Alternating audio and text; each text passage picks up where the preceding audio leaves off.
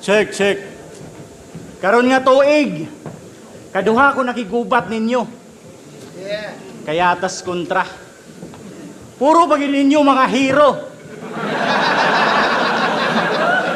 Murag natas Dota. Atong isa naka-tank build. Nya, support Garnis J. Black. Pero di ni Dota mo ni gubat. Laos ang bala pag ma-headshot. Call of Duty mo ni ang red spot. Musulong ko kung asang airdrop.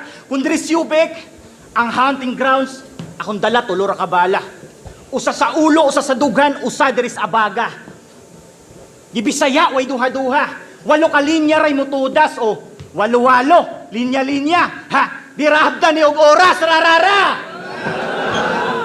Pero sa kapakanan ng mga hurado, magtatagalig muna tayo. Isipin nyo, kampiyon tong kalaban ko, kaya dehins to magpapatalo. J. Black ba naman? Kahit akong Bisaya, susuporta. Pero kapag Bisaya na kalaban, aksyon na ni og kalabaka o kala, baka. Kala niya kasi, baka daw, kaya ko siyang talunin. Ha! Boss! Bossing! Fan niyo po ko kung iisipin. Kung si K-Ram, inaya na lang ako mag-basketball kasi dun siya magaling natural. Ikaw, paki-comment na lang yung link. Turuan mo na lang ako kung paano magsugal kasi doon mas malaki porsyento.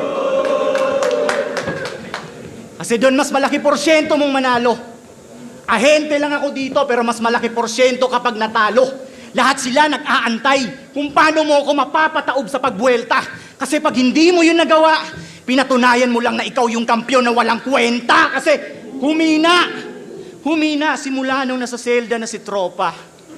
Kanyang galawan kinapos kasi wala nang sumusuporta. Di ba nung nagkampyon ka, andun siya? Mga tour niya, andun ka? Ako mismo yung testigo na tong Black sunod-sunuran kasi nasa range kanyang anino. Oh!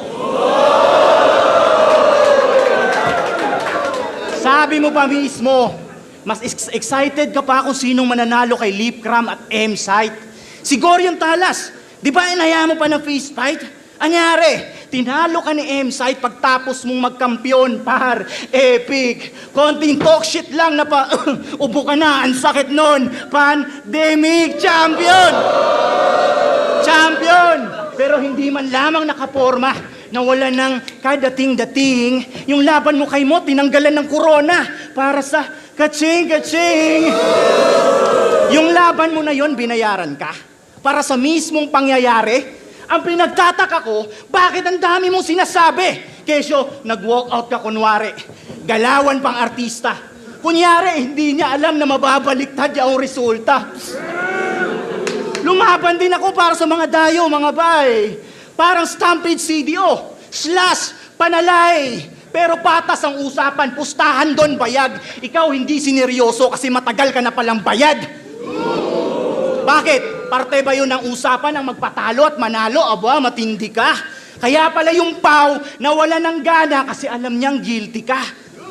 Pagkasarado ng kurtina, tapos agad yung palabas. Kaya anong JB? Baka MJ kasi yung lakad mo paatras. Kaso hindi natansya yung dadaanan sa papaliktad niya na hakbang. Saktong gubat, punot, dulo. Tanaw mo na pangpang. Si Mr. Lefty yung nahubog, akala mo pain sa bilog. At saktong dito ka nahulog sa hinanda kong patibong. Kasi lahat ng mga kakalaban mo, hindi na sa'yo interesado. Kung kaya ka naman palang bayaran para lamang magpatalo. Pinahiya mo kami mga Bisaya sa pagpaunlak ng palakpak. Sabihin na nating medyo markado yung pangalan pero hindi para tumatak. Siya si J. Black. Pagkarinig pala ng pangalan, may namumuong isang kulay. At hindi mo yun kayang ipaliwanag dahil hindi mo naman nagawa yung isa buhay. Rekta yun lahat sa'yo. Hindi ko na ginawa pang komplikado. At oo, mapapahiya mo ako sa mga tao, pero hindi ang aking pagkatao.